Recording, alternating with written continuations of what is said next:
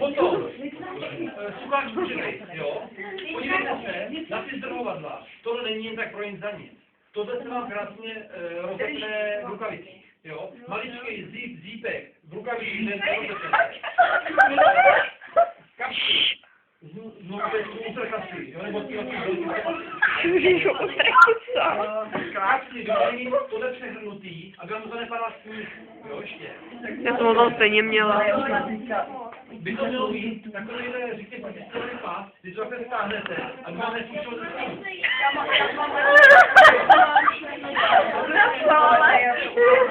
Vytráček, tam nemá jako, ale to jsou vytráčky, že podpaží a podobně. Potom dál, otočte. Ono je větrání tady. Větrání tady na zádech, jo. Tady to je větrání, ano, větrání, jo. To jde dál. Spíš větrák by to rozhodl.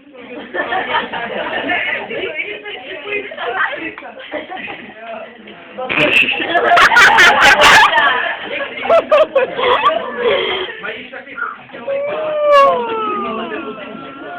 Takový faktický pás.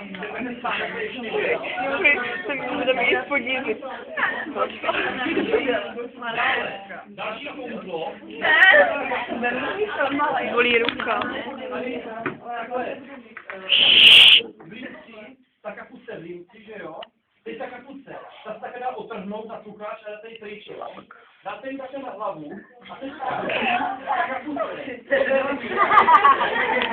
To už není Jo, protože má teďka chráněný krk, vidíte to? Ono to má i proti sněhovou čistý šupec, jako jo?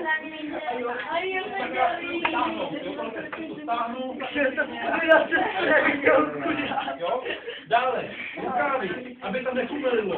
By měly být zase na sucháč, protože ho stáhnu takhle, jo? To je dobrý, no.